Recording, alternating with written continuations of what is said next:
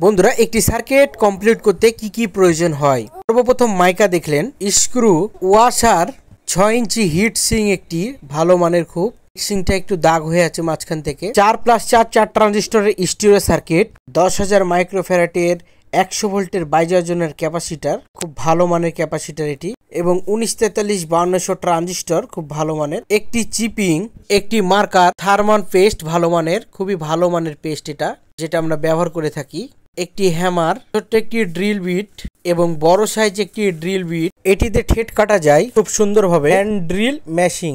তো বন্ধুরা চলুন ভিডিওটি শুরু করা যাক। সর্বপ্রথম আমরা তাতালটিকে হিট দিয়ে দিয়েছি।